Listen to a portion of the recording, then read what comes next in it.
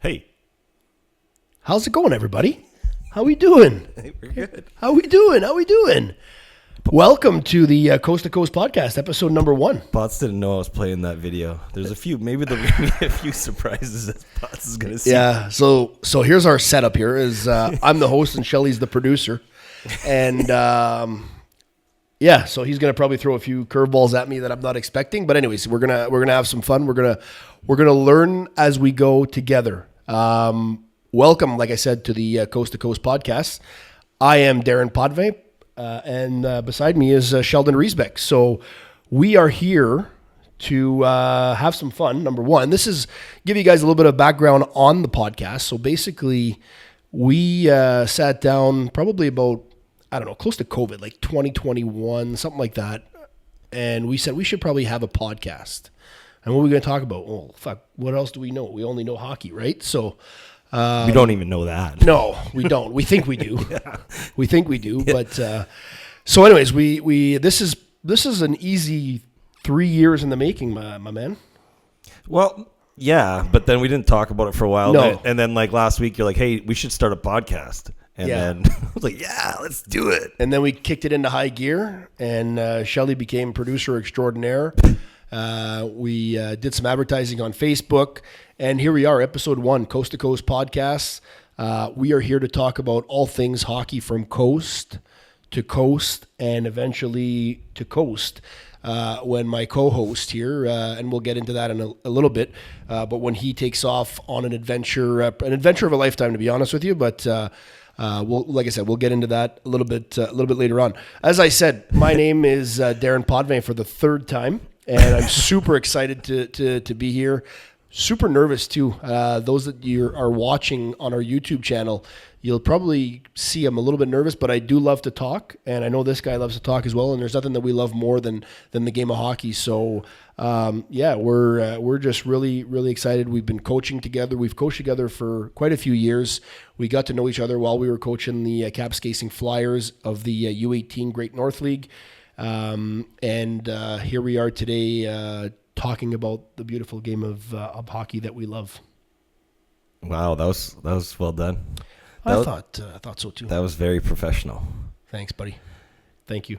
Okay. Yeah. Well, just that video you just watched. That was a video I took after we won a game in Serbia when I was coaching the U18 Serbian national team, and no, that was a hell of an experience too. I can imagine. Yeah, I was supposed to go back for in 2020, but obviously that didn't happen. Was it COVID? Yeah. That prevented you from going the second time? Yeah. So what was this? This would have been like 2019 when were we coaching together when you went to Serbia the first time? I can't remember. It's a good question. I think we were.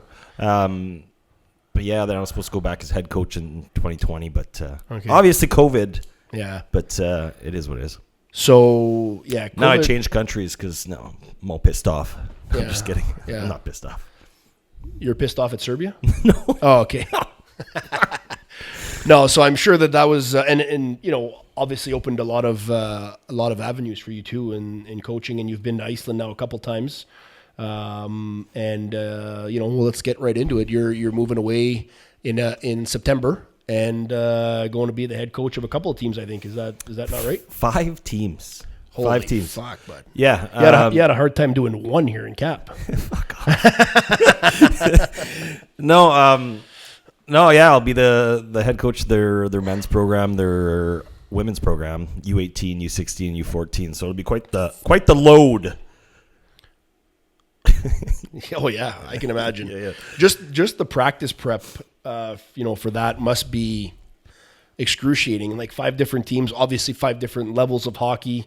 Yeah. Your system stuff is probably going to be pretty basic, and your skill stuff, I guess, as well. Not basic, but going to be pretty repetitive. But I mean, it's still, we both know that practice prep time it takes a lot out of you. Sorry, and I'm sure that it will when you're down there as well. So yeah, and it's all like for me, it's just kind of building a skill development program and like a systems development program for them too, that say I coach there for a year or 2 years and then I leave, then they'll have something in place to kind of help the development.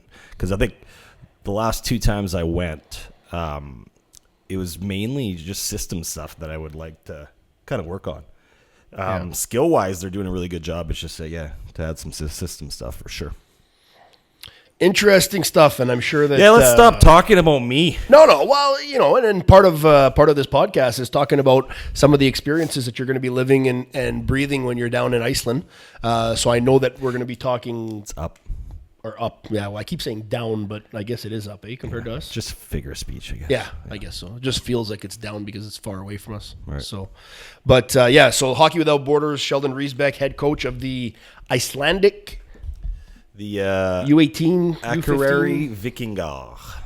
Okay, so it's not the national team. It's a club team? Yeah. Oh, sweet. Okay. Yeah. Okay, I thought it was like the national team. Okay, so no, there might be an opportunity if it presents itself. Yeah. Prevents itself? I can't talk. It's all right. There's many things that may develop from your experiences there, and I'm sure it's not just in Iceland, but across northern Ontario and even across the country. So I'm looking forward to seeing. I don't like the fact that you're going because obviously I'm going to miss you, and it's going to be really shitty to do these podcasts alone in my basement or in my garage. We'll be talking to each other. Yeah, I guess. Whatever. It is what it is. Here we are. We'll figure it out. Yes. Go Jays, go.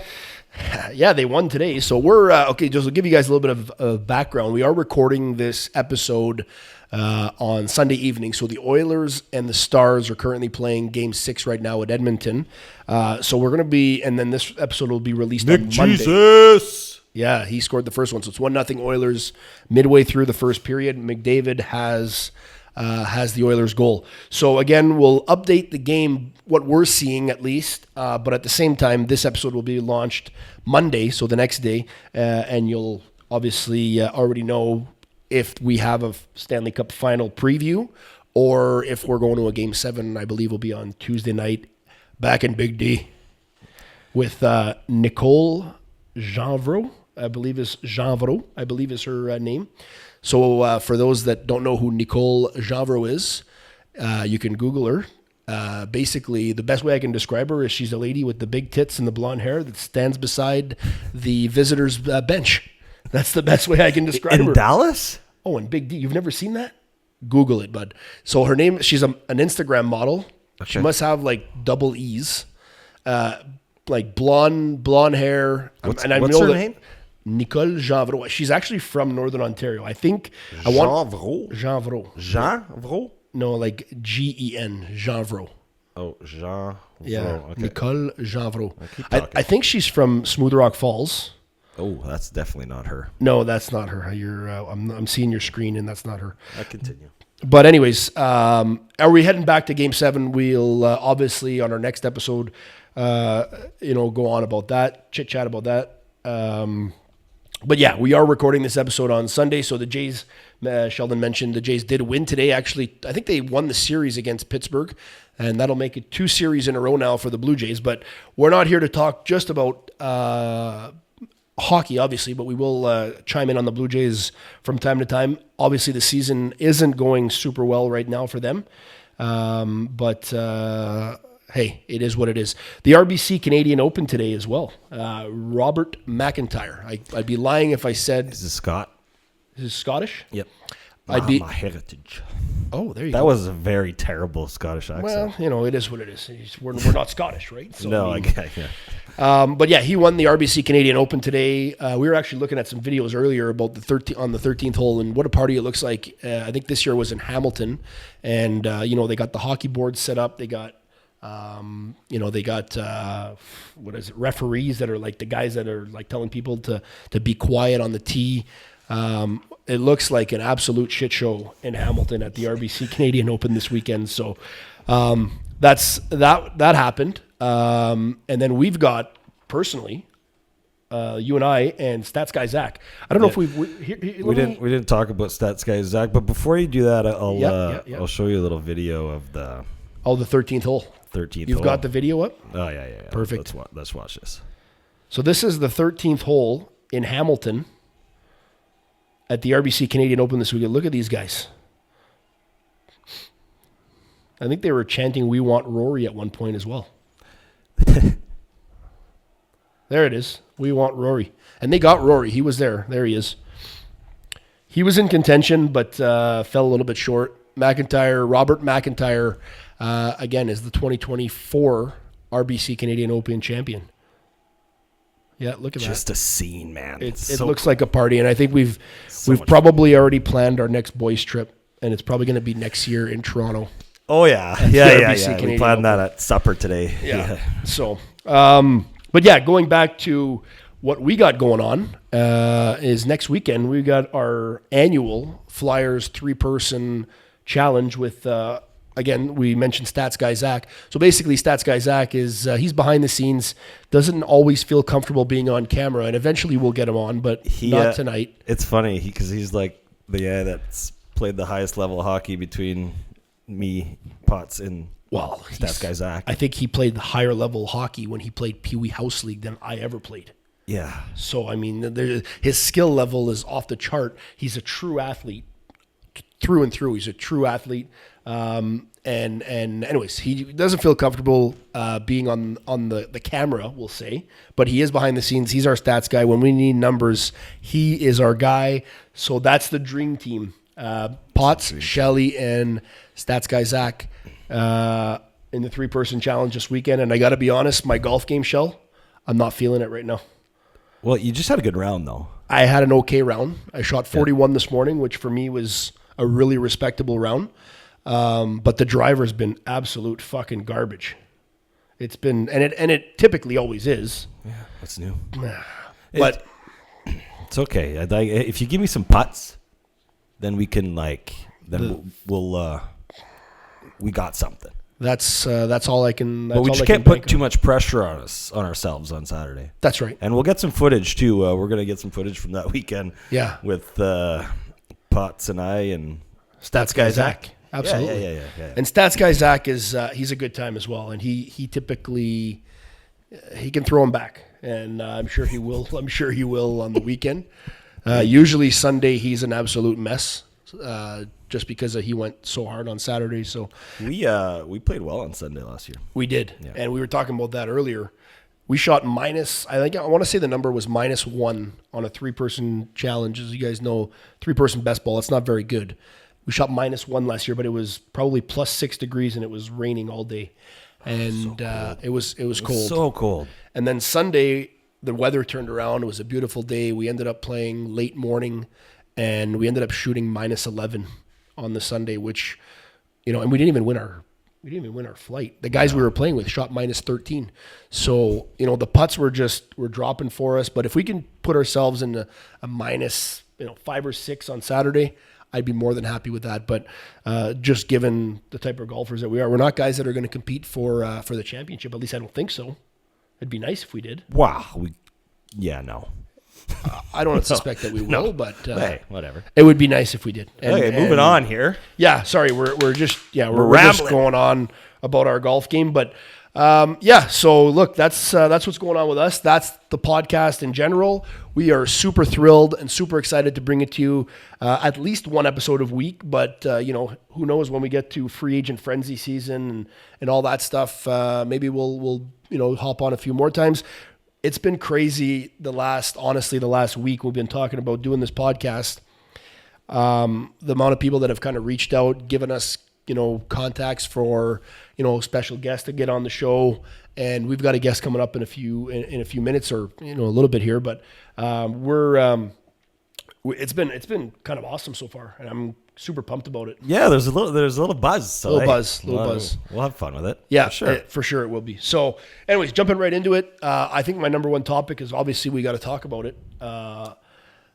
The Florida Panthers are going to back-to-back Stanley Cup finals. Just built, man. They're built like a playoff team. Well, they are, and the acquisition. How good does the acquisition of I keep calling him Keith Tkachuk, Matthew Tkachuk look now? Yeah, it's crazy. This guy went from being pissed off, being frustrated, kind of like his brother is in Ottawa right now, but was pissed off, was frustrated. Nothing was going his way in Calgary. He's entering the last year of his contract. He demands that trade, and they trade him to Florida. And holy shit, he's just turning it into like a freight train out there. And obviously, Florida's got a lot of other weapons that are have surrounded him. Yeah. Bobrovsky is playing like a young 24-year-old goaltender when I think he's approaching his 40s. And I think it comes down to coaching too. Like, like sometimes you don't jive with the coach, you don't jive with an organization, and then, he heads there and plays for Paul Maurice, and he's a hell of a coach. He's doing a really good job with that team, and I think the thing I enjoy the most about him, as much as sometimes he does piss me off a little bit with his post game pressers, is just the way I like it. Yeah, I like it too. Yeah, I like it too, but it's just sometimes I don't know. It has nothing to do with what went on in the game, and he just kind of goes off. But the bottom line is, look, the Florida Panthers have been a wagon for 2 years in a row, and obviously I'm a Leafs fan. Sheldon is a Leafs fan, but kind of a new Leafs fan. Used to be a Wings fan, so when the Wings went to shit, Sheldon jumped on the when the Wings were no good anymore. No, but now they're coming back. So yeah, so now we're probably going to lose. No, Sheldon. I've always been a Wings fan, and I always will be. Just I like the Leafs too, and but. They're hard to like right now, but we're not talking about the Leafs today. We'll talk a little bit about them in our last segment of the show, because I did say that I didn't want to talk about the Leafs in our first episode, but it's just stronger than us. I think we're both Leaf fans, so we have to talk about it. But anyways, my point was, didn't the current Leafs GM make that trade? Yes, Tree Living. Yeah, and so so Brad Tree Living that year he got basically screwed over with Johnny Gaudreau, who he thought he was going to re-sign all summer and then or all spring. Yep. Got to July 1st and Gaudreau walked, and he got absolutely nothing for him. And he said, I'm not going to make the same mistake with Matthew Tkachuk. He had a conversation with Matthew. Matthew made his intentions very clear. They had no intention of re-signing long-term with the Calgary Flames. And they made the trade, and I think they ended up what a terrible trade for Calgary that is. Oh. At the time, Huberdeau had a really good year, probably the best year of his career, but looks nothing like the guy that they traded for 2 years ago. And Mackenzie Weegar is probably a top 3 defenseman. He's a 3 or 4 defenseman in the NHL. And Matthew Tkachuk is a leader. He is a playoff performer. And he is going to the Stanley Cup final for 2 straight years. And honestly, the one thing I want to say about the New York Rangers, Shell, and maybe you'll agree with me, is we get so much flack as Leaf fans for a lack of playoff production and all that stuff. Look, the Rangers have won some rounds. Let's not sugarcoat it. They've gone to a Cup final about 10 years ago or whatever it was. But they've been in the league for almost 85 years. They've been in the league or something like that, 90 years, whatever it is. And they have 4 Stanley Cups. And 3 of them came in the early 1900s. Right. When there were 6 teams in the league. They've won fuck all in the last... Jeez, you're really giving it to them, eh? They just pissed me off. They had Henrik Lundqvist, who was a Hall of Fame goaltender. Yeah. They got to a Cup final once. And now they have another guy who's going to be a Hall of Famer one day. It almost feels like a Carey Price scenario where you knew Price was a Hall of Fame goaltender, but you always kind of had that feeling that he'd never win a cup if he stayed in Montreal. The same happened with Lundqvist, and I'm hoping the same doesn't happen with Shesterkin. There's a tongue twister. Say that 5 times fast. Shesterkin. But anyways, I don't know. That's my feelings on the Rangers. I don't know how you feel about it, but for me, it's like... It was just a weird team. It felt like a team with a weird vibe. Yeah. And Trouba as captain, I don't know if that's I don't know. He just seemed like the way he plays and stuff. Yeah, he plays hard and hits hard, but I don't know, man. Yeah. Did you see the thing? I think it's Pasha on Spittin' Chicklets. He was talking about Trouba being the worst captain in the NHL. Well, and it could be too. I don't know. It was kind of weird because he got traded to the Rangers from the Jets. I think he was. Yeah, it was in the Jets. Gets traded there, and then all of a sudden he's the fucking captain of the team, and it's like, where'd this come from? Yeah. I guess the GM really likes him or the coach really likes him, whatever. But they've had a coaching changeover in New York now. Like, seem to be changing coaches pretty often. They had Gallant.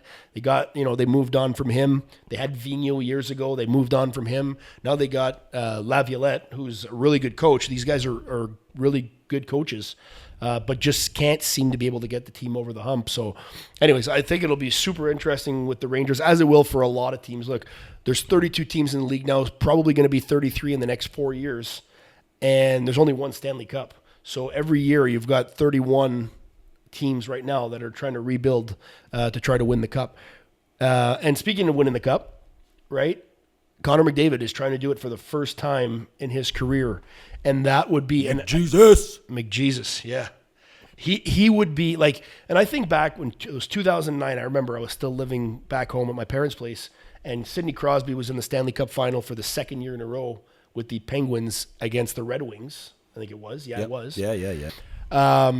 I think that, I think back to Crosby in that year, he needed that Stanley Cup in that moment of his career to kind of solidify that he was, and McDavid's already has the label of the best player in the world, but like he was ready to take over the reins from the next, the next one kind of thing, right? Because that's what Crosby's label was. So he needed that cup. But you can't be the great one or the next one or the one after that without a Stanley Cup, right? You need that cup in your repertoire. And we talked about Carey Price in Montreal. Like, you really hope that McDavid's not in the same situation in Edmonton where it's like, he's a really good player. He's really talented, but it just feels like he's never going to win a cup. And I'm hoping that that's not what Edmonton's going through. I kind of disagree. I think he's kind of at a pivotal point in his career.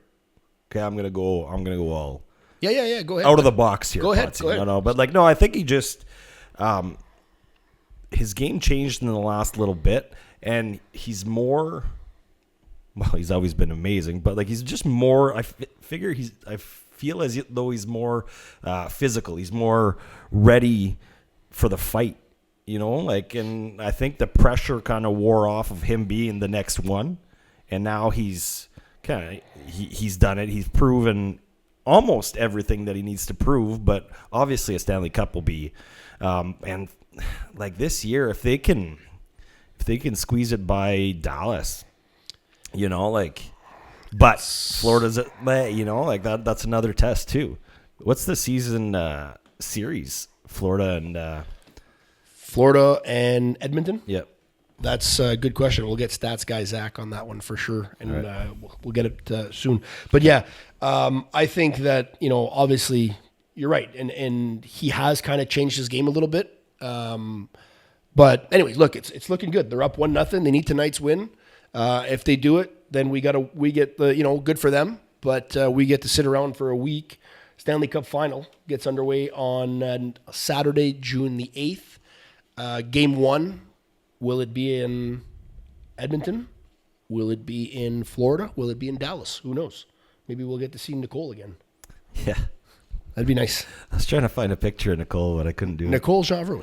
Sorry, I said Nicole. It's Natalie. Oh. Shit, sorry. It's Natalie Janvreau for our listeners. Anyways, I'll bring up a picture a little bit. Yeah. Bring her up. Natalie Janvreau, NHL. That's where you'll find her for everybody back home. But I'm sure most of the people have seen her. I'm surprised you haven't seen her.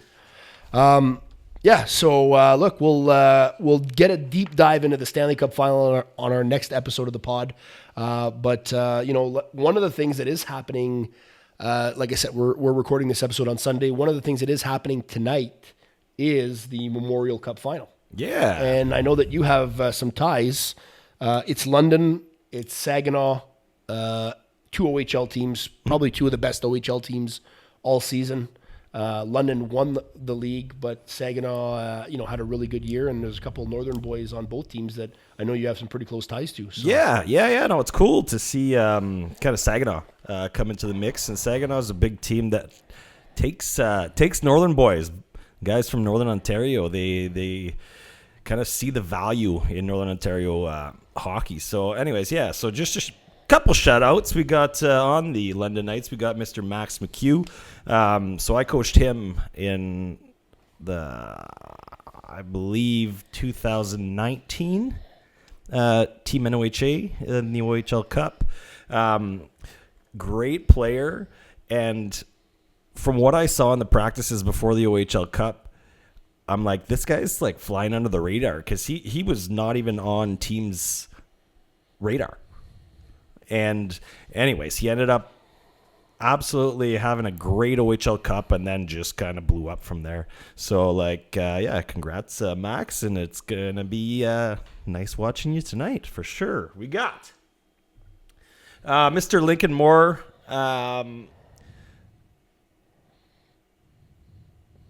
So again, Lincoln he's from played his hockey in Sault Ste. Marie, so another northern boy, and Calum Mangoni.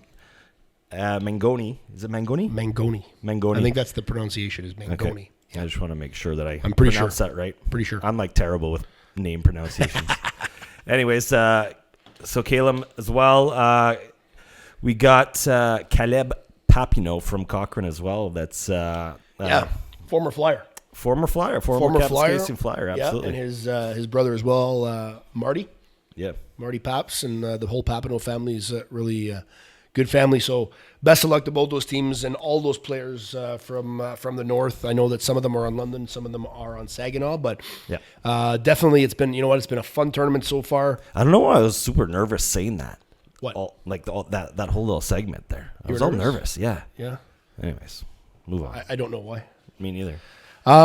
Look, we're gonna take a quick break here, and our first break of the pod, and we're gonna bring in our special guest right after the break. We'll get into the introduction and who he is and all that good stuff. But we'll take a quick break, and we'll pause for this episode's sponsor. Attention all hockey fans and future stars. Are you ready to take your game to the next level? Power Play Hockey, your ultimate source for hockey development of youth hockey in Northern Ontario. Power Play Hockey is Northern Ontario's top-tier hockey training program designed to develop skills, strategy, and sportsmanship to young athletes. With experienced coaches and a focus on individual growth, Power Play Hockey ensures players will reach their full potential both on and off the ice. Visit Power Play Hockey on Facebook for more details. Power Play Hockey, Northern Ontario's premier hockey development academy, serving since 2000. As you guys can see on our center screen, our first special guest is with us on the Coast to Coast podcast. He played just under 170 games for the Charlottetown Islanders. He's now played for the St. Francis Xavier University for the past 3 seasons as well. He served as captain of the Islanders in 2019-2020, former Kapuskasing Flyer, former Pembroke Lumber King, former Sudbury Nickel Capital Wolf, whatever the hell you want to call them, and now a member of the Ottawa University of Ottawa GGs, who are hosting the national championship this upcoming season or next season, whatever 24-25. Welcome to the pod, Brendon Clavelle. Yeah. Thanks for having me, boys. Hey, what an intro. What an intro. Yeah. So, first question, Clavs, obviously the most important one. How's the golf game? Not great. Still early though, trying to stay positive. Kind of fell back here. I went on a little trip out with my family, so that was kind of when the golf season all started. But getting better. You were out in, as you guys know, it's a long summer. It's a long summer. Yeah, we're Jays fans, and they're saying it's a long summer too. Yeah. So it's starting to feel like a really long summer for the Jays right now. But anyways, they've won 2 series in a row, like we said earlier on the pod. So we're gonna take it. And I know you're a Red Sox fan, so it's a little bit more encouraging than the Blue Jays right now. So, I could listen. What are your thoughts on those unis? Oh, those are pretty sick. Yeah, man. I like them. I think the boys like them too because they're playing better. Nice so, too. Yeah, they're nice. They look good. They look good. Yeah. Let's jump into it, Bren. First question, honestly, it's not really a question. I don't want to interrogate you in any sense, but let's have a conversation here. How's things going? How was the season? How was your stay at Saint FX, and why the transfer to Ottawa this year? So things are going good. I just actually got in Ottawa a couple of days ago. Getting grounded here, and then yeah, starting to work out here tomorrow. But yeah, it was a good, like, great 4 years. We ended up just playing three because my first year was the COVID year, like fully COVID. So we didn't play that year, and I mean it was awesome. It was all that I expected and more. As you said, like, I was in Charlottetown before that, and I spent my summers out there too. Most of my like 2 summers. Um, so I was pretty adjusted to the East Coast, and it's another sort of small town, I guess, just like Cap and Charlottetown during the winter and even the summer. It's not very big, so it was a pretty easy transition. And yeah, it was tough. It was tough leaving there when you make like friendships of lifetimes, and you're there for 4 years with some great people. With Yeah, so it was really tough leaving after my fourth year. And um, I just, with Ottawa, it was the opportunity. We talked a bit last year as well, um, but it was getting a little late, and I wanted to come back at X for my fourth year, with a lot of graduating guys for one more shot. And so yeah, it came up again this year, and an opportunity to master's program, 12 to 16 months, and like you mentioned, they're hosting nationals, so it was a pretty good opportunity for me. Sorry for the long-winded answer there. No, Hey, no, that's hey, we're awesome. here for you, man. Yeah, You yeah, know, you know. it's your show, it's your segment, buddy. Yeah, yeah, yeah. It's your segment. Hey, I got a question for you. So East Coast, and it's, like, I'm gonna go off topic a little bit, but what's your favorite thing to do on the East Coast? Well, now it's in the summer. I mean, I'd say golfing, because the golf courses in PEI are gorgeous. And then I was lucky enough to go to Cabot in August, which I think that's might be number one in Canada. Oh yeah. So unbiasedly, it would be probably golf, and then the beaches. I mean, the beaches are, top end in Canada, and the summers in PEI were great. Like, You it's still have the beach spot that so I made for you a bunch of years ago, or what? yeah, oh yeah. No, do I He's still still have it? playing No, hockey. He but has you to. did make it for me. Yeah, yeah, yeah, yeah, yeah, yeah, yeah, Yeah, yeah. Let's be honest. We all know why he loved going to the beaches out on the East Coast. yeah, yeah. Oh yeah. Attaboy. Just honestly, what I want to talk about a little bit is your experience. We're going way back now. How old are you now? 24. 24? 24. 24. So we're going back almost Yeah. 10 years, okay, to what was then called minor midget, now called U16, and your experience with the draft, the OHL draft. Obviously, not getting selected that year, but then kind of turning it into a positive, right? Like uh, playing in Pembroke, in your second year or whatever your U16, or sorry, was it U18 year, I guess it would have been. Going to Pembroke, flipping that into Charlottetown, becoming the captain of the Islanders, all that. Like, take us through like your thought process as you went through the draft, didn't get picked, and still tried to find some positive out of that. Yeah, it was tough. Obviously, it's been a little bit, but I remember because it was like the move to Sudbury, which was was pretty, like, difficult for myself, my parents. Like, it's difficult at 15. You're moving away from home, and yeah, it's close, but you're still living at billets and new school and meeting new people. So that was the one thing where it was already tough to start, and that was the goal. The goal was to get drafted. That was the reason why I went to Sudbury. And after, it's like I wouldn't never take it back. Like, it was a great experience. Met friends and met people that I still talk to now. So it was a really good experience. But I remember after the draft, like, going to my room downstairs and being just so sad, like not knowing what to do next, really. And yeah, it was really tough. It was obviously I was a bit more of a late bloomer. I wasn't the player that I was now. Didn't So definitely, I'm sure there's a reason why I didn't.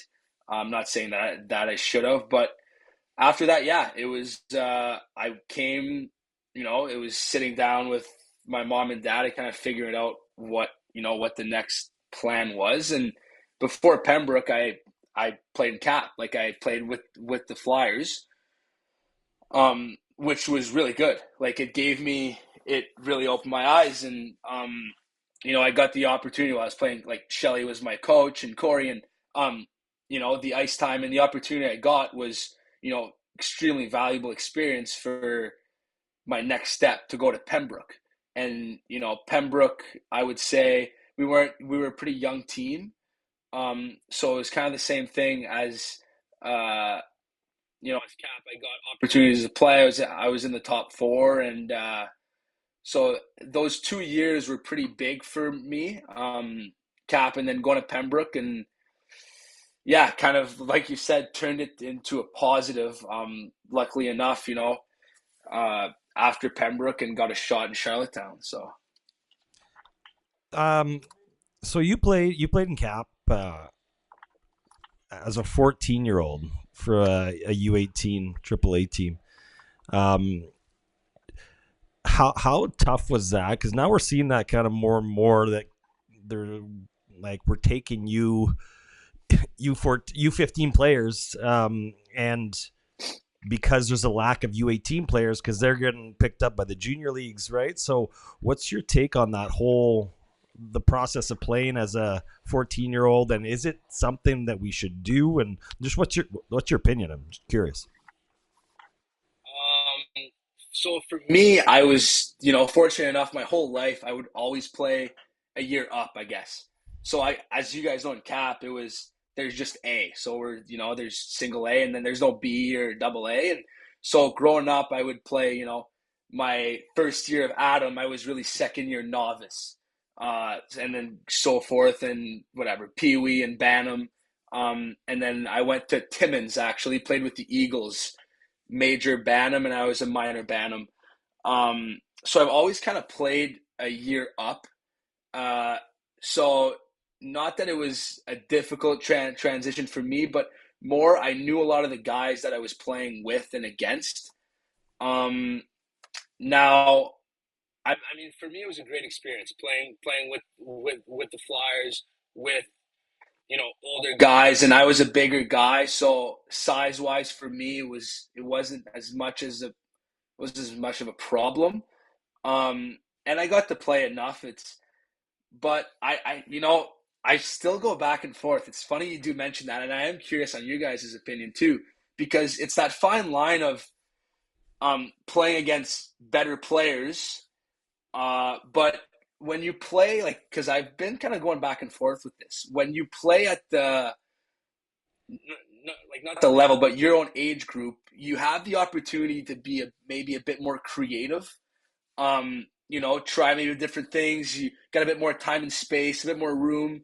I think it might open a bit more, your creative juices in that I sense. think I But think there's it depends also on the like, player too, right? Like it, yeah, like there's players that will excel playing at their own level, and then there's players that'll excel with that extra challenge, right? Like, and you're kind of that type of player that, like you got to kick you in the ass a little bit more and push you up a level and stuff like that. But then you have players that have to be the guy, and like and then they strive in like can't say easier because it's the same. It's your age group, but like like the top level players, right? They and and sometimes stats and stuff, and that'll get you to that next level. But yeah, so it's just a interesting topic. well, yeah, I would say, and I know, like, for me myself, I think like it is a bit easier, like not to, but it really is when you go back from, if you're playing your, like, guys are older, guys are two Yeah, years older in that age group, like guys turn into men at like 18.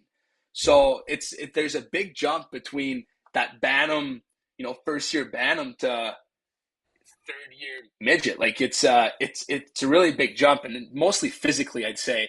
would be you got to be ready. Like it's a big jump. It's almost like you played junior, and then you played junior for a year, and then it was your draft year, so then you went back into playing midget, and then you go back to junior again, right? Like that's kind of you're not. I mean, it's not exactly the same, but it's similar, right? In that sense, where you're playing with older players, and then you kind of I don't want to say drop down because it's not a drop down because I coached Team NOHA this year. You've coached it several times, Bren. You played in the OHL Cup. It's like it's it's unbelievable. It's the level of hockey, and and you're playing at that level now, and you've played at that level for a very long time. But it's unreal the kids at 15 years old, the skill level that they come out with. Like it's like I said with Team NOHA this year, we were at the OHL Cup. Like there was a handful of guys we played against that got drafted in the top 15 of the draft this year, and it's like unreal, right? So I don't want to say it's a drop down, but it is in a sense where you're like, yeah, you've played with 18-year-olds, like you said. Here you are, the young 14-year-old coming in, and I coached you. I was your D coach that year that you were 14. You went off to Sudbury, you ended up coming back, and you talk about confidence. And one of the funny things I remember, you came back with a whole bunch of confidence. Bren was here's PK Subban. We used to call him PK Subban, doing spinoramas at the blue line. Like, Bren, what the fuck are you doing? Doing spinoramas at the fucking blue line. Nobody, no support around him, just doing a little. His skill coach taught him that. Yeah. I can assure you, his skill coach. His skill coach didn't teach him that because his skills coach couldn't fucking do it. But no, you know what? But that's where. What's that? That's where maybe a bit that creativity, right? Like if you do play a year younger, and maybe not like the midget is kind of hard to minor midget to major midget, you kind of can group like the talents. It's pretty close, but even like when you look at Pee Wee kids or Pee Wee or Adam, like if you play your own age group, you have maybe the opportunity to, for example, do that spinorama at like the blue line compared to you're playing a year up, you're not going to like it's so. It is a pretty interesting topic. If you're 14 years old playing in a U18 league, right?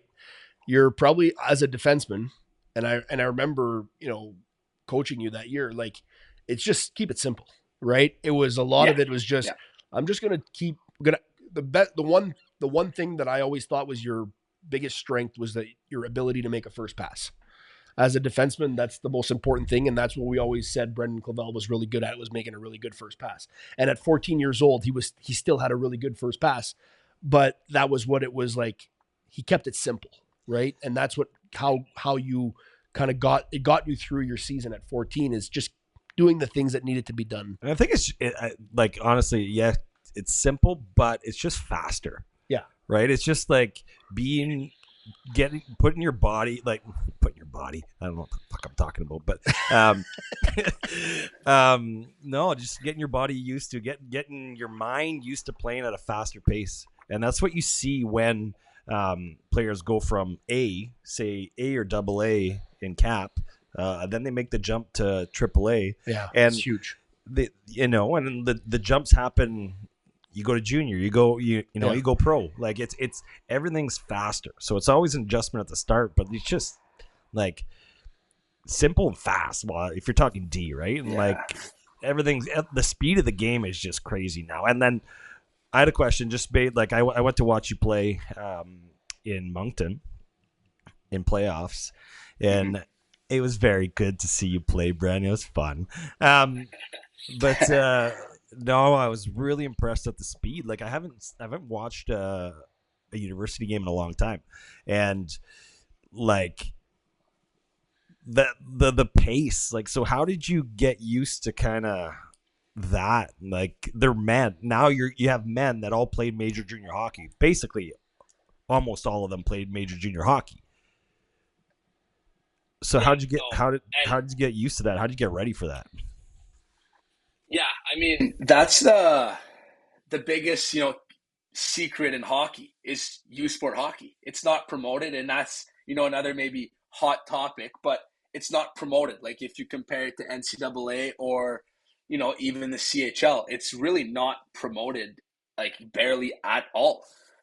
But you got guys that, and I can only speak for the league I played in, which is it's a I don't know. I'm biased, but I'd probably say the best league in U sport. And like you are right, like everyone played major junior, and I would say maybe 80%, if not more, played their 20-year-old year, their OA year, and you're only allowed 3 20-year-olds per team. So not everyone plays at 20. So there's only, the cream of the crop will play at 20. And for, for that league out on the East Coast, and for certain reasons, I'm not sure why, like there's the money aspect in U Sport where they can pay more on the East Coast than in the OUA in Ontario. But guys will come from the West and from the Ontario League to go play out there. So it's extremely good hockey. Like it's fast. Like you said, like it's top notch hockey. You got 21 to 24-year-old guys, and the majority of them played between 3 to 5 years in the OQ or Dub. So I mean, adjusting was kind of the same as in junior. Like you kind of get you practice and you kind of get thrown into the fire, and you got to adjust with practice time. Good vets, like You get thrown into the pressure cooker. Hashtag pressure cooker. Man, like he used that. He used that earlier in the pod. Then well, you get thrown into the pressure cooker. It's funny you mentioned that.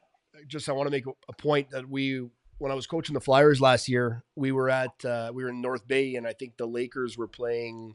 I want to say Laurier, I think it is from Montreal. Is it Laurier? And anyways, we were talking to their head coach in the lobby for breakfast. They were doing video, and he had like every single one of his players had played major junior. Most of them in the Q, some of them in the O, and a couple from the Dub. But he said, like, we were talking, like, he had a healthy scratched the captain of the Moncton Wildcats. He was the captain of the Moncton Wildcats, and he had healthy scratched him for like 4 or 5 games in a row because the level of competition was just so strong, and he wasn't pulling his weight. So he put him up in the crowd. And I'm like, imagine having that luxury as a coach, right? Fucking just scratch former captain of the Moncton Wildcats because he's just not pulling his weight. Like that's how you keep guys accountable. And if you're not willing to put the work in, you're just not going to play the game. Right? So I would say even at that level, like at that level of age, it's the Q, you got 16-year-olds that are just getting drafted, and or whatever, the CHL, 16-year-olds or 17-year-olds that still want to get drafted. So they might play a bit more here and there, even though they might not be the best player. They're younger. You're trying to really grow them into players to be, productive at 18, 19. When you're talking about U Sport, it's a lot more of a win now. Like if it doesn't really matter your background, you could, like you said, it can be a captain, or like me, I could be a captain, but that really doesn't matter. If someone's playing better than me, he's going to play. So,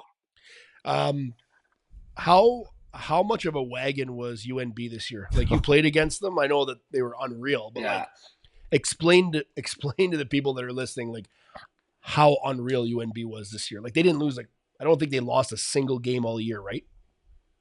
No. And I think it goes back. I saw somewhere like 42-0 maybe. We play 30 games, and okay. Same with nationals and stuff. So they had a good streak. I mean they're a good team. They're deep. Their coach again is one of the best coaches. He's been there for a long time, and they're an older team, or more experienced team. And it was 1-4. Like their first line to fourth line kind of had the same playing style. Their first line weren't turning the puck over. They played a simple game, and their 6D were great, solid, and their neutral zone, like everything, like their fundamentals were just, it was really tough to crack through them. And it's too bad because like now you look back and they would find ways to win. And like I think it was the second last game of the year, if I'm not mistaken, we're up 2 with like two minutes left, and we at home and we lose. Like things like that, they would just find ways to win. They were just so consistent, and like hats off to them. Like it's like I said earlier, it's the hockey's unbelievable, and to go undefeated in a league like that league is, it's like it's unheard of. Do you think? Go ahead, bud. Go ahead.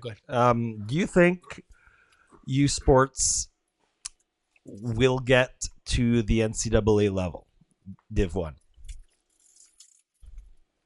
Well, like level, I think they are there. I think you're at the end. Like I guess playing against them in the league, I'm not sure how that would end up working. But sorry, I want to cut you off, I'd say they're right there. I want to cut you off. Yeah. Do you think right now UNB can beat like BU? BU? Like for me, like it's like the age, Well, no, but right? it's number one. Like, we'll say number one against number one, right? Okay. Like they were the top Canadian team. I think you put them in a 7-game series, and it goes more than 5 games. Yeah, okay. I agree. I agree Whether with BU that. Yeah. or like it's just more the like, and especially like BU, but it'll never you happen. got a lot, like not a They'll lot, but they'll never play against each no, other. yeah, They do like preseason games. I know that, but like yeah, like you can go back and look at preseason games against Yeah. UNB. Access like done BU would against never. Union, and They like like it's a lose for them. Like like you win, oh yeah, Yeah, you're supposed to but win. they're If you older. lose, oh well, fuck. Like, Yeah. You yeah, and I think like we could go back and look, but there's exhibition games that previous NCAA winners have played against U Sport teams, and they're all close games. They won, they might have lost, but like BU, they have a lot, or just NCAA. You have guys that are true freshmen. You have guys that are 18, 19, 20. You look at a team like us, or like a lot of the good U Sport teams. They're 23, they're 24, they're just older. Like they've played 4 years major junior. Yeah. So it might end up being like they're just an older team. but yeah, it's tough. It's tough to say, and I don't know if you guys have touched on this, but how with the new when that's going to happen, the new NCAA rule and CHL rule. Yeah, we if didn't that's talk. ever going to affect. Yeah, like if that, because that's the talks right now, eh? And then to and that would change the whole structure of hockey in Canada. Like because like people take the junior A tier 2 route to attempt to get a scholarship, like and then but that'll change if CHL players are allowed to play. So like in the NCAA. Like if you're 20, after your 20-year-old year, if you have the opportunity to go play, there's a handful of teams that that would have the funding or whatnot, like these American teams. Do you end up going there instead of staying in Canada? Like it just becomes what happens to U Sports after that? What happens to the guys that those spots at NCAA? Like it'll be a big trickle down effect. I don't know. Right. It's going to be interesting. It is an interesting topic, and we didn't talk about it like Shelley said, but it is something that we're just to kind of educate the people on. That we definitely will talk about it in future pods as well, because it is going to change the landscape of it, right? It's going to change it, and you know what, like crazy. with all due respect to the CHL, the OHL, mainly here in our province, but like. If you were, going back, Bren, like if you were, a 17-year-old kid or, whatever, how old you were when you went to the CHL, to the Q, would you rather play, like I know in Charlottetown you get pretty good fan support, but let's just say you got drafted to, Perry or Owen Sound, whatever, right? And there's 500 people in the crowd. I mean, who would you rather go play for, right? You get an opportunity to go play for Cornell, or you go play in Owen Sound, right? Where Cornell has 2,500 fans every night. And, you get to live that experience. The crowds are just rocking, versus, the OHL where there's 500, not in every market, but in that particular situation. Right. And you don't know where you're going if you do get drafted. So. Yeah. And now you'd be able to Do both. You'd be able to try it. Absolutely. To go to Owen Sound, play at 16, 17, then just, all right, I'm going to go to the States. I don't really like it. Yeah. And that may, like Sheldon said, that may be the end of U Sports if that happened. Like I don't know, it could be the end of U Sports. If all those kids can just pack up and go to the US afterwards, it could be the end of U It'll just Sports be a in different Canada. talent pool. Yeah, Yeah. it'll Yeah. just be Yeah. different. Yeah. Like Anyways, So, it is very, very interesting stuff. Yeah. What's going on for the rest of the summer, bud? I know that you got a pretty busy summer. Obviously, nationals, like we mentioned earlier. This will be your second time in nationals too, right? yeah, we won bronze. Oh yeah, we got bronze 2 years ago. Yeah, 2 years ago. You guys were hosting. No. Acadia was hosting. Okay. So we lost to UNB in the finals of the AUS, and then we beat Ryderson In the bronze medal game. That's awesome. So what's the plan for the summer? That's awesome. Well, it is awesome. Fuck. He won the fucking bronze medal at a national I championship. know, it's just the way you said it. It was just like, that's awesome. Well, it is awesome. What do you want me to fucking It was jump? fucking, it is fucking awesome. yeah. There you go. Yes, thank you. There we go. That's better. Fuck, I felt like I was doing There a you fucking go. starting lineup for the Flyers there. Holy fuck, yeah. So what's going on? What's going on this summer, Bren? Like, what are you doing to stay in shape? Are you coming back home a bit? What do you got going on for the next few months? So I'll be in Ottawa. I'm gonna come home in for a couple weekends and here and there. But yeah, I'll be training here and skating out here as well. Like that's I guess Where are you training? talking about North here at the GG's facility with the GG Oh, yeah. strength and conditioning coach. And there's a lot of guys that stay in the summer in Ottawa, especially to train. So it's a pretty good group. I'm starting tomorrow because I just got here Friday. So Did you meet any boys starting yet, or what? tomorrow and we skate. Yeah, I'm actually living with 3 of them now. I'm subletting for the first 2 months. I'm just living with a couple of guys, and then I'll have my own place in August. That must be a really shitty time living with 3 other boys right now. You guys must not be having any fucking fun. No. Just finished golfing. Yeah, no. Living the dream. Yeah. Especially, and it was the same at X. We were, I was living with 4 guys, 6 guys for 1 year. It was a great experience. It was fun. But should we get into those stories, Bren, or Yeah. no? You want to leave us? I got You want to leave us with no, one of those stories. stories? He's a married man. Yeah. No, that's My girlfriend's coming down. She's moving down in August, working at the Chio in nice. Cool, man. awesome. in Ottawa. So she's been in Calgary. But that's the thing with unfortunately, like I would love to stay in Cap and train, but there's no ice. And now like it's tough. It's really tough. And that's kind of what I've been not dealing with, but even looking in the future, if I go play in Europe or I play in the East Coast or whatnot, like my summers, what are my summers looking like? I can be in Cap, but then it's that no ice. It's unfortunate for guys like us and kids now that are trying to make that jump. Like it's tough. It's too bad you don't have connections with the arena manager to get ice in there. I tried. It's too. I think he would want to too. I don't. Oh, think I'm sure. It ends up being Yeah. his choice, but I'm sure he would. But hey man, That's Bren's dad for everybody.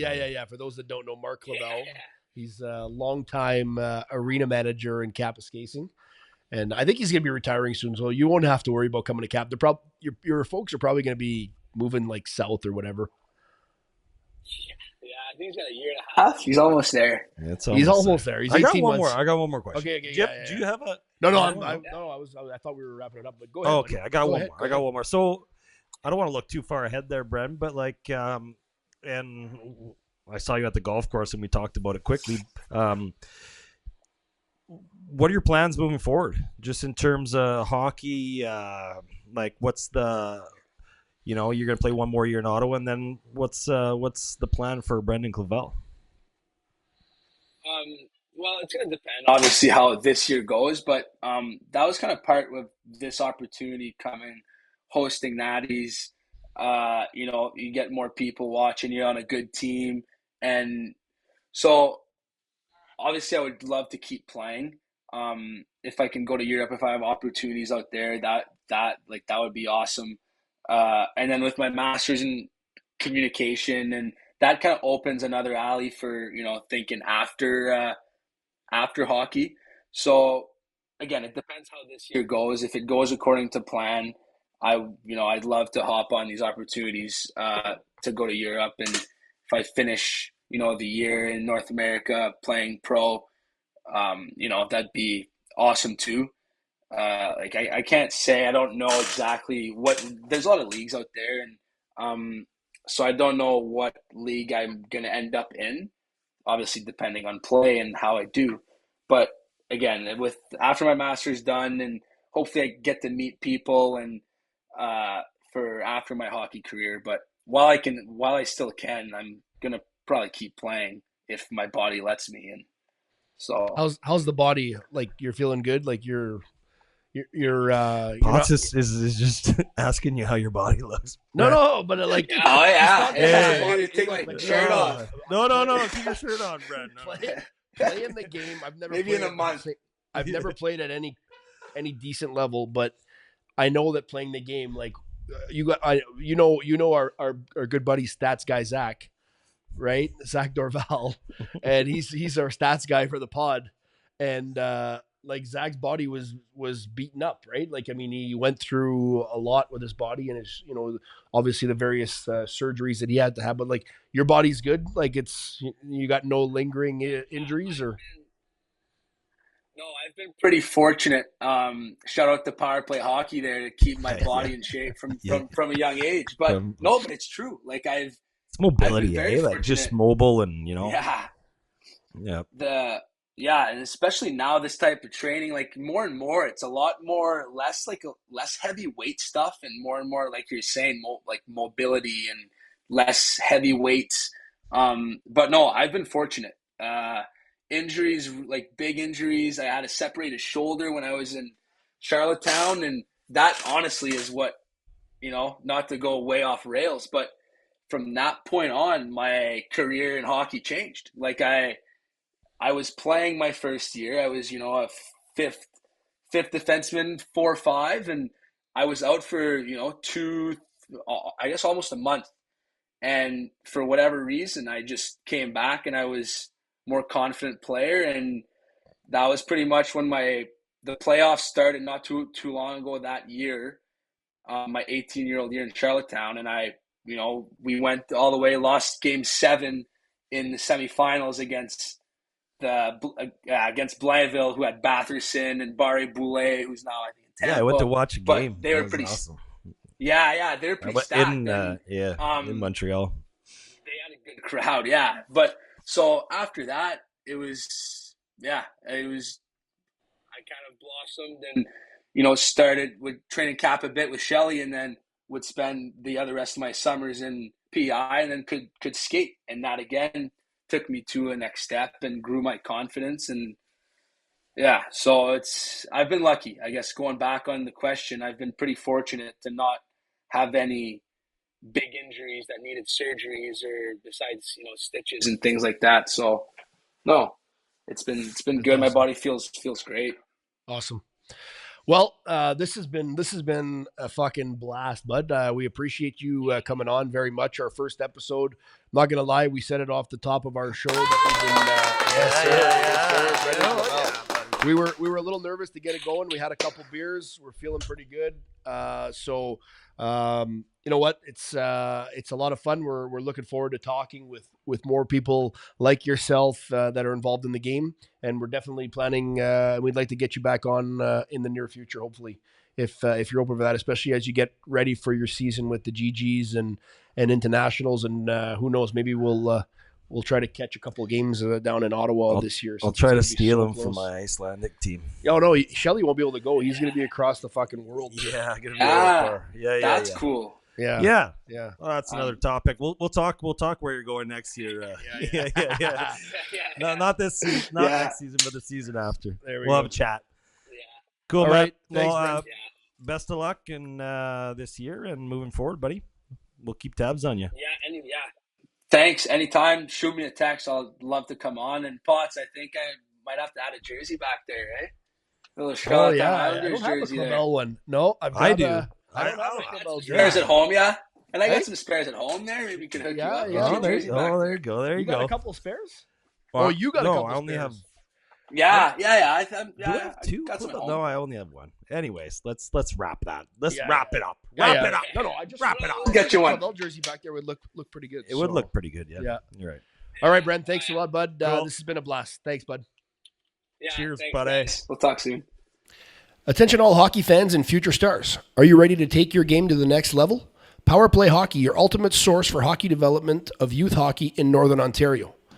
Power Play Hockey is Northern Ontario's top-tier hockey training program designed to develop skills, strategy, and sportsmanship to young athletes.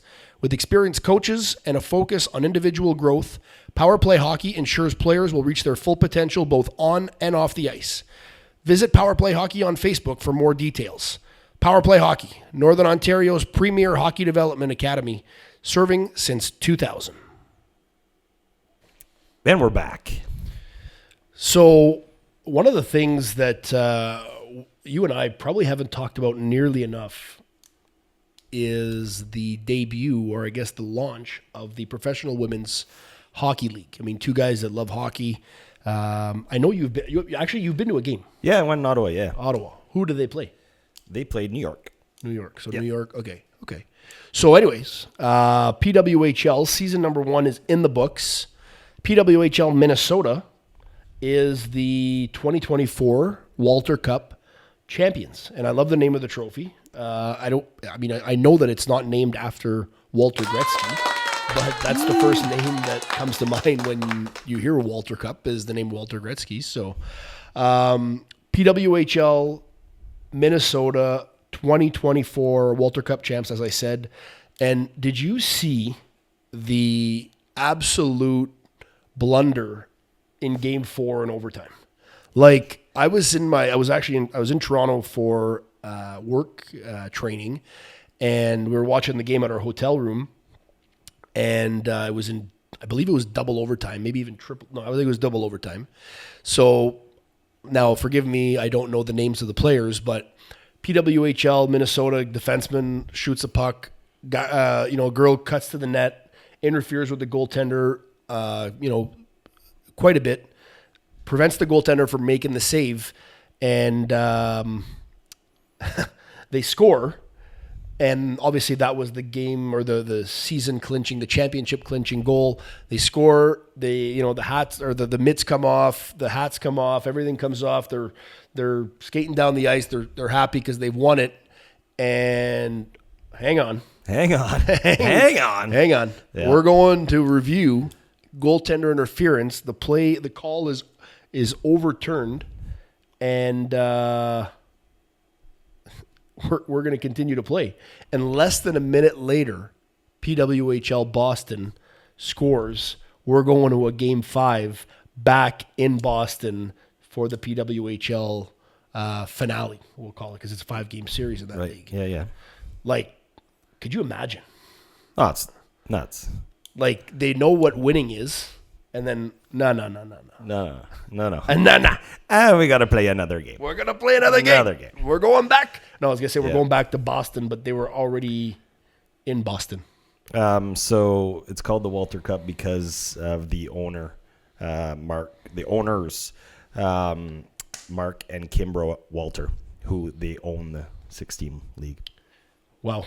That's okay. I didn't realize that. Okay, that's cool. Yep. All right. But it just made me think of Walter Gretzky because, I don't know, the name Walter is kind of Synonymous in hockey. synonymous in hockey for with the name Walter and hockey, and because of the Gretzky family and all that. So, but anyways, congratulations to the PWHL champs, Minnesota. Hopefully next year they have names. That really pissed me off this year. Well, I think that's the next step, right? I think so. And I know that they kept saying that we put this together really fast, so we didn't have time to do all that stuff. But like the whole PWHL, Toronto, Minnesota, Montreal, that stuff really kind of irked me a little bit. Like, No, and one thing from going to a game too, it was really cool to see the little girls wearing all Yes. the jerseys, Yes. right? Like, Yes. And it'll just take it another step farther when like they have names, they have Yeah. and Yeah. like, I so it's agree. going to be nothing but going up for that league for sure. So that was a long time coming, and you know what, like women in hockey and like just girls hockey in general in Kapuskasing and everywhere is just booming, and this just helps that too. So it's just really cool to see. And even in Iceland when I went, there's more and more girls getting into hockey, and it's awesome. It's great. Yeah, it's like you said, it's long overdue, and for whatever reason, and look, I'm not a historian when it comes to this stuff. I don't know the whole story behind whatever it was, the PWHA, and they couldn't get along with the other women's league that was going on. Ended up, the right thing I think happened. Both leagues kind of blew up. They said, okay, let's just form one league the proper way. And I know that Billie Jean King, who is really strong in women's sports across the board, not just in hockey, but she had a huge role to play in all this. And you're right, it was fun to see all the little girls, and you know what? I'll be honest with you. Like obviously now, like my daughter is very young, but it gives them something to play towards. Yeah, and right? somebody to look up to in like a sport that you love, right? Like but like they had that with like the Team Canada and like in the US Canada kind of rivalry series and everything like that. So you do have those, and you see the players in commercials and things like that, but now you just see them more on a regular basis, right? And like, absolutely, they have something to look up to, a professional league, which they have never like. Well, they've had not this way, exactly, not like this, not best against the best kind of. That's right, and I think that's it. Like, it's to me, this is what it's worth, and like I was involved with Team NOHA this year, and we had. Kalia, her brother's in the O as well, French name. Anyways, her last name's dropping me right now, but she was a superb goaltender. She ended up coming down to the OHL Cup because one of our other goaltenders got hurt. She played the third period of our last game. She was lights out. And I'm like, this girl is the real deal. And probably, and when we talked to some OHL scouts and goalie coaches and all that, they were like, yeah, this girl's like, on the radar for the PWHL, has to be. And I'm like, oh yeah, that was the first time I've actually heard that from another, from somebody else. And you're talking about a goaltender, Ferrand, Kalia Ferrand was her name. Sorry, it just reminded me. But anyways, they were like, yeah, this is, she's in the radar. And I was like, this is cool that we're actually having a conversation about, a female, and she's getting looked at to play hockey professionally. Yeah. And that to me is really awesome. And from the north. And she's from the north. Absolutely. So that's an extra thing. And you know what? Eventually the game will grow where you'll see northern players in the league, and that's going to be an even more special part, I guess, or if that even makes sense, that even more special, even specialer. Specialer is not a word, but you're good. You're good. Bud. Did I say it well? We're all right. We're good. We're good. Yeah. So yeah, I think that's kind of a recap. But honestly, like all year long, and it was New Year's Day.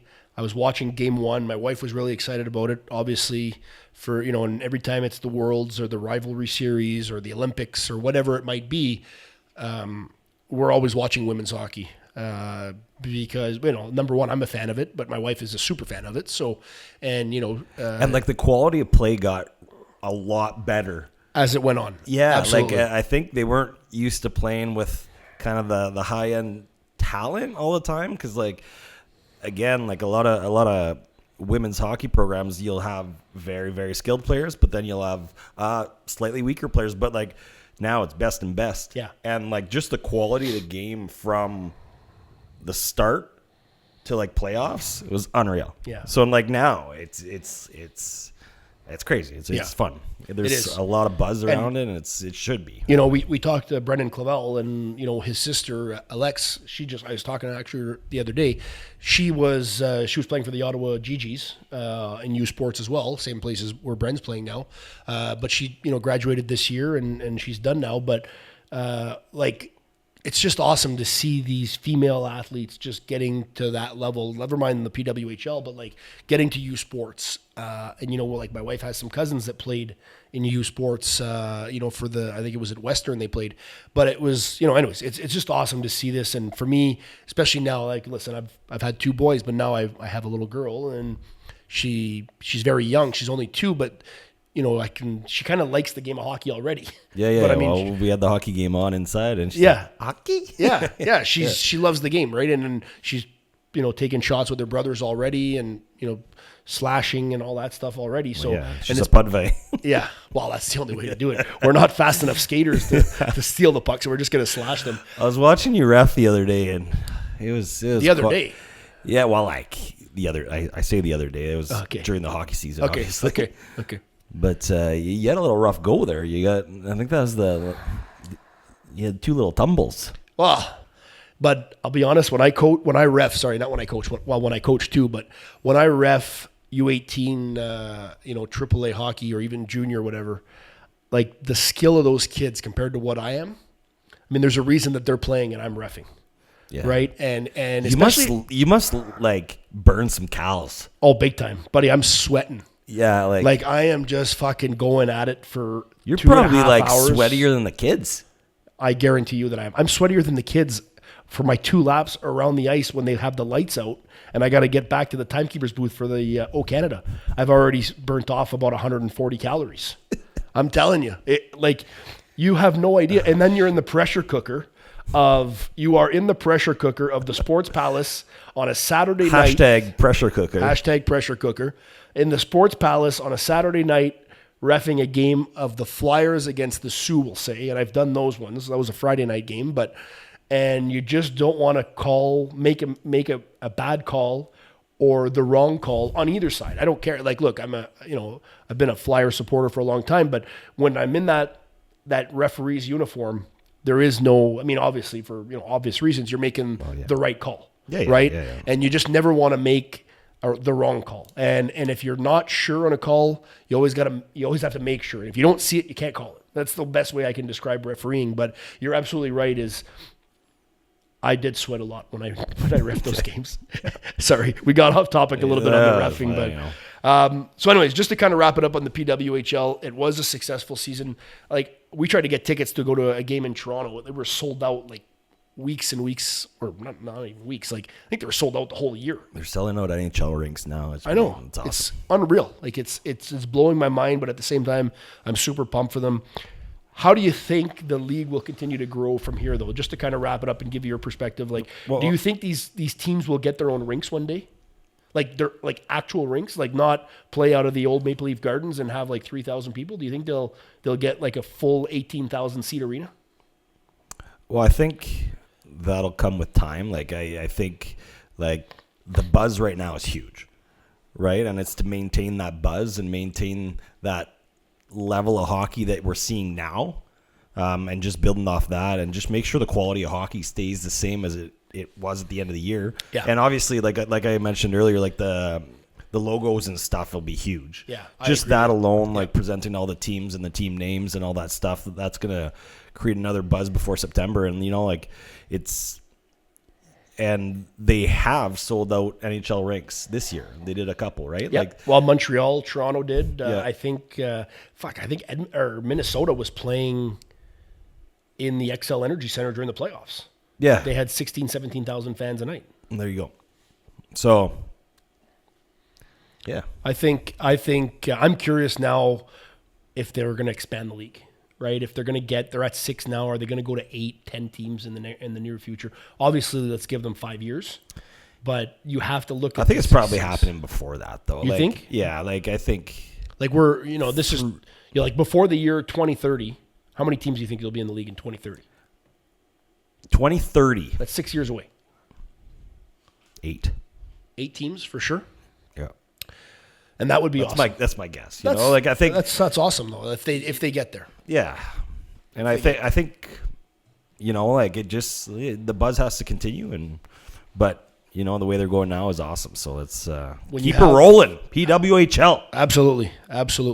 So as we'll transition, right, and we'll talk a little bit more. This is something that we put out on Facebook on our Facebook page, our Yay or Nay segment. And, we basically what we want to do here is get, the listeners to kind of chime in and give their opinion on the whole situation regarding whatever we want to talk about. And we're kind of just throwing out hot takes is basically what it is, right? Is the best way I can describe it. That's Bots' animal. Well, there. these are my hot takes that I threw out on Facebook on Friday afternoon. And basically, the yay or nay segment is you kind of get, and I'm throwing them at Shelley as well. Like, I'm asking the question, but I'm getting your take on them. And I can maybe chime in and give my take as well. But basically, what we wanted to, or what we asked is, do you think this or that will happen? Yes or no? And let's talk about it. Basically, right? Yep. So let's get right into it. Honestly, yay or nay. The first question. Let's do this one. No, let's not do that one. You fucked that up, bud. I know, sorry. Okay. Anyways, my producer skills are lacking right now. You'll get there. It's okay. Yeah. You'll get there. Which one are we doing first? Let's do the Devils. Yeah. So basically, yay or nay. The New Jersey Devils will win a playoff round under Sheldon Keefe next season. And before I let you chime in on it, some of the responses that we got were kind of interesting. The one that I got was if they even make it to the playoffs. Yeah. If they even make it to the playoffs, and that was Pete Forsyth that said that. And he's absolutely right. New Jersey's got a really young team. They got Quinn Hughes. They got now Luke Hughes. Yeah. Not Quinn. Quinn's in Vancouver. Jack Hughes. Jack Hughes. Luke Hughes. He was in my pool this year, and he's hurt. Yeah. So they got to stay healthy, right? Like, they have to be healthy. And if they do, I think they do get a playoff spot. Like, yeah, they fell off the map this year. Well, they had Dougie Hamilton out for almost all that's season as well. He's their number one guy. Injury trouble. They had a bunch of guys out, and like can't compete when that. But like, are they then built for playoffs? Right? Well, the Leafs aren't. They can't win a series. So yeah, we're not talking about the Leafs right now. You popped the question up earlier. Sorry. So the New Jersey Devils, obviously Sheldon Keefe didn't work out in Toronto. He gets fired. A week later, he's introduced as the new head coach of the New Jersey Devils. And we talk about pressure cooker. He talked about it in his press conference. The pressure cooker that comes in Toronto, now he just kind of feels like, shit, I get to kind of just take a breath here and not necessarily relax, but it's not going to be as intense as it was in Toronto for sure. So will that help him? I think everything in Toronto, it must be insane to try to coach in every day, every single day. And you saw it in his face at the end. He was just kind of like, he's been there for 5 years. Take a picture of him the year that he came in as the Leafs head coach. He was probably about 30 pounds lighter and a lot of hairs darker. Yeah. And he's like white now. Welcome to the NHL. Welcome to the NHL. And I mean, I'm not one to talk. I'm very white as well. And I'm not only the NHL, but hockey's toughest market. Maybe Montreal's they're tough on their coaches as well. But hey, anyways. Yeah, it will be interesting. And I think my personal opinion is if the Devils are healthy, they will make the playoffs. They may be a wild card team. Who knows? They're not gonna win a playoff round though. You don't think so? No, I'm gonna throw it out there. If they make playoffs, they're not gonna win a playoff round. They'll get the playoffs. Yeah, but they won't win. That's my take. Oh man, and I would hate to be Sheldon Keefe if that was the case. If he gets to another playoff series and loses, probably in a game 7. Yep. Right. My biggest fear, Shell, Northern boy. He is a Northern boy. Well, no, he's from Brampton. No, sorry. He's from Brampton, but he coached in the North. Coached in the Sioux, with his buddy Kyle Dubas. My biggest fear is that the Devils are a wild card team. I think Toronto will do a lot this year to be a top team in the Atlantic Division next year. My biggest fear is that Toronto finishes 1 in the Atlantic and plays New Jersey in the first round of the playoffs, and they fucking lose. That would be a real piss off. Oh, well, hey, we'll see.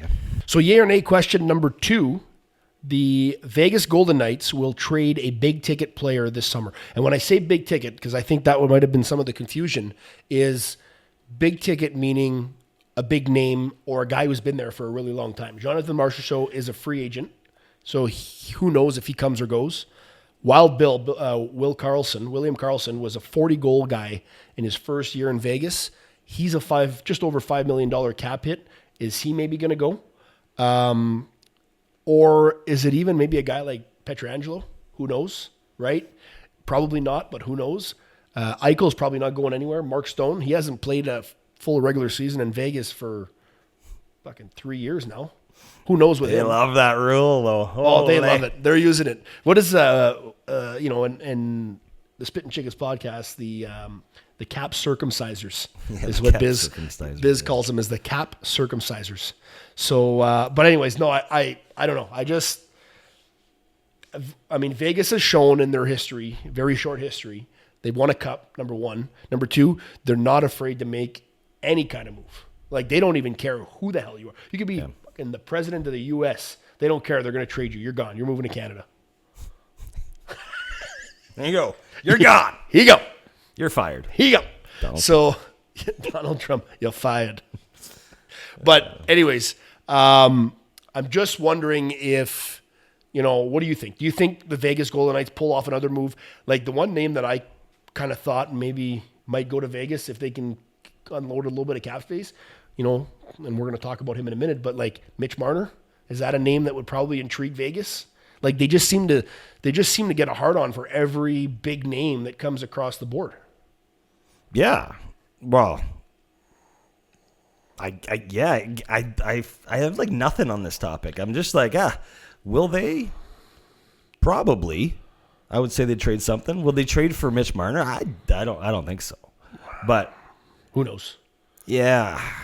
Who knows? And look, I think our listeners were kind of the same thing as you, because the feedback was, well, we wouldn't be surprised.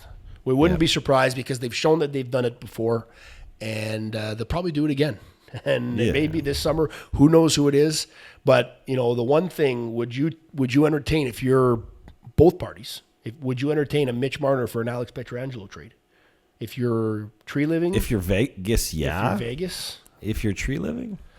I don't know. I'm just putting it out there, right? But is that something that would maybe make sense, right? So, I don't know. I'm kind of speechless on it, but I mean, I do think that I do believe that they will make some kind of a splash this summer, because they always do. And they got bounced in the first round of the playoffs, so they're probably pissed off about that, because we're Vegas and everything is bigger and badder in Vegas.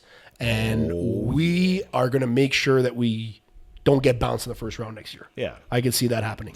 Yay or nay question number 3, and this could be probably our most interesting one, and definitely the one where we got the most feedback from on Facebook.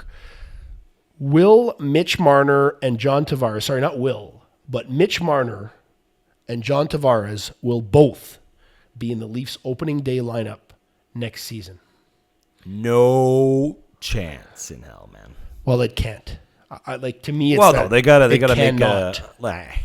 We can go as far as say that, they might both be gone, but I think that would be if they got both of them to waive their no movement clauses. Yeah, and that's the big thing, right? Is they both have no trades. No trades. I think Marner would take a trade.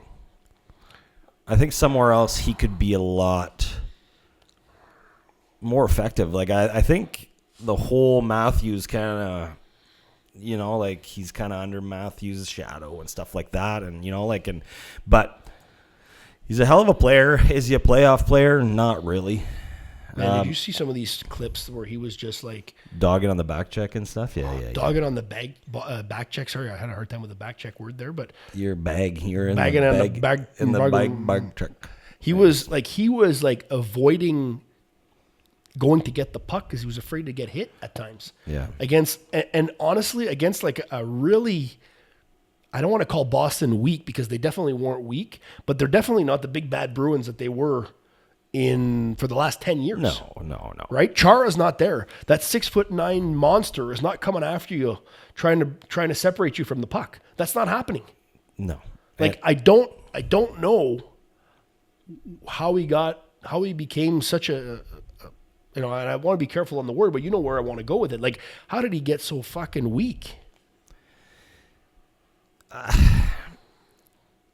It's a fast game, but and he's not the biggest guy, and some guys just cannot, he'd have to probably put on a little bit of pounds, and maybe, but he doesn't want to do that to slow down. But it's such, I don't know what goes on through his head, and it's, as a small player that played the game, like, yeah, I didn't play at that level, but like I played some junior hockey, and like I was a little heavier, and I wasn't scared to kind of hit and like get hit and stuff like that, and that's kind of what helped me survive, and be able to play my game.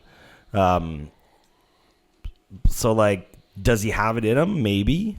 Is he scared? Maybe scared. He's just scared, and that's all it is. It's just fear. And if that's the case, well then you can't play in the NHL. I 100% agree, and I'll tell you one thing. Here's where. But like, so why is he so good? Yeah. During the season, Regular season, yeah. Well, because I know the game. know Yeah, I know the the game changes. It does. It does. But yeah, you know, like to be that good and then to completely disappear. Yeah. But like, Mitchie, I love you, buddy. Like I do love you as a player, but he's got a ton of skill. He does. He's got to learn to be a playoff player. And if the Leafs do trade him, he's probably going to go off to whether it's Vegas, like every other player that leaves the Leafs. Yeah, and then he'll probably go win a fucking cup or something like that. Yeah. Honestly, like I don't like Kadri. Like Kadri, right? You know, like Kadri he's like the same. Wow. Well, no. Kadri, they didn't get rid of him in Toronto because he was scared.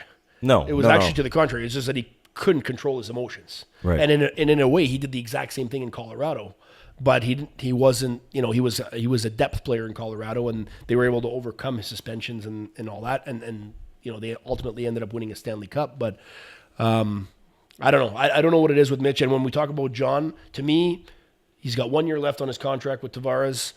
You're the captain of the team. He's probably not going anywhere. I don't think he's going anywhere. If there's one player to move out of that core, it's Marner. And yeah, he's a local guy, but you're not trading Matthews. You just re-signed Nylander to the biggest contract in franchise history, which that says a lot, right? Yeah. This is the richest franchise in the NHL, and one of the richest franchises in history and all that other stuff. And you just gave this guy the biggest deal in all of your your franchise's history. So I don't see him going anywhere. So to me, if there is a change to be made, it's Mitch. And the way he was scrutinized and the way that, you know, he was all that other stuff, you know, talked about, judged, I just don't see, I don't know. Like if there's a way to get him out of town, well, Leaf fans found a way this year. Yeah. And if he doesn't want to leave after this, then he'll probably never want to leave. Yeah. But change is coming, and they've already started with the coach, right? We talked about that. And again, I don't want to get onto a huge topic on the Leafs because I'm sure we'll get into that as the free agent period opens up. But change is coming, and Marner played well when he played for Babcock, right? Yeah. And maybe he'll play better with Berube. Who knows? Maybe Sheldon Keefe was just too soft on him. Yeah, I think he kind of... You know how important coaching is, man. Like, no, it 100%. And, you know, it just felt like he just kind of lost, not interest, but lost, like, you know, he might have lost a little bit of respect as coach. He might have, like, it just seemed like he looked defeated almost. Like he didn't know what to do to make these guys play better. Yeah. And at a certain point, if the players don't have, like, the internal... like drive, you know, like that you need to, like, it's not the coach's job to fire you up. Like, you know, like it is a little bit, but it's your leadership group. And like, if you're not fired up for playoffs, then there's something wrong. And like, if you can't get up, if you can't get to a point where you're rolling and but like, it just seemed like everybody was defeated. Like, it was just like, they couldn't get anything going. Cause I don't know. It's just, and what could they do? Like, what could they have done different in your mind? They could have. Hey, look, ultimately, you're in Game 7, overtime. And how many times have we seen this with the Leafs, right? It's Game 7, it's overtime. I don't know, man. But their game wasn't very good throughout the whole series. They had a really good game in 5 and 6. I thought they were the better team in those two games. Game 2, they played pretty well. Game 3 was probably their worst game of the series. Oh, yeah. Season. Yeah, probably the season, honestly. And what a time to have a bad game. But anyways, I don't know. I don't know where they're going. And I know you don't know where they're going, but it's always a time in Toronto in Leafland, and we'll get into it as we go. But hey, man, it was this has been a lot of fun. Hey, well, it's first one. First one. It's only gonna get better from here. It wasn't perfect. It wasn't perfect. No, like not even remotely close to being perfect. But I'm super pumped about this. And look, it's summertime, and we're gonna try to get in at least one a week. And I know that hockey kind of dies off after July, but there's still lots to talk about, right? Like there's still golf, and like I said, there's the Blue Jays, right? Yeah. Well, there's tons of people. But there's gonna be lots of hockey talk, lots of special guests, lots of banter. There's going to be lots of banter. Yeah. And you know what? Like, I think over the summer, it'll be more geared towards special guests and to tell their stories. And, like we got some awesome people lined up. You heard from Brendon Clavelle, their awesome interview that we had with him. And you know what? Like, they're all now, we have people reaching out and stuff. And like, hey, it's those stories need to be told. And like not everybody knows the stories, and it'll be stories from people from the north. It'll be stories from people all over. So once I get to Iceland, we'll do some interviews with some kids from there as well, some coaches from there. So we'll have some fun. Should be fun. It should be fun. Should be fun. If you can stay controlled, it'll be a lot of fun. If I can stay controlled. Yeah. Ooh. We just got to control Shelly here. Yeah. So that's uncontrollable. We're looking forward to letting you guys know how we did in the Flyers 3-man. We talked about that off the top of the show, and I'm pretty stoked about it. Usually, it's probably my not probably. It is definitely my favorite tournament that we play in. We'll put some stuff out on our socials for sure. Next weekend. I'm sure that Shelly will get me with some kind of a blunder off the tee or something like that at one point this weekend. Yo, fuck, Jesus Christ, fucking chill. You fucking can't trying to get fucking content, and we're trying to win a fucking tournament here. Jesus Christ. So that's his Potts impersonation. There's an idea for a segment. It was either Potts or Bubbles. I don't know who that was. Bubbles. Shit. Bubbles. Anyways, fucking Jesus Christ, fucking trying to win a tournament, and you're fucking trying to get content for social media. Sakes. Yes. Anyways, we're all good. So this was awesome. Let's do it again next week. Again, thank you to everybody who was listening. We had a blast, and we're just getting started here on the Coast to Coast podcast. Available on wherever you get your podcasts, and available on YouTube. Sponsor shout out. Oh yeah, last one, eh? Yeah. One more time. Again, thank you to Power Play Hockey, who was our sponsor for. Obviously, the first episode. So, Power Play Hockey is Northern Ontario's top-tier training program designed to develop skills, strategy, and sportsmanship in young athletes. Visit Power Play Hockey on Facebook for more details. Power Play Hockey is Northern Ontario's premier hockey development academy, serving since 2000. Have a good week, ladies and gentlemen, and we'll see you next week. Rock on.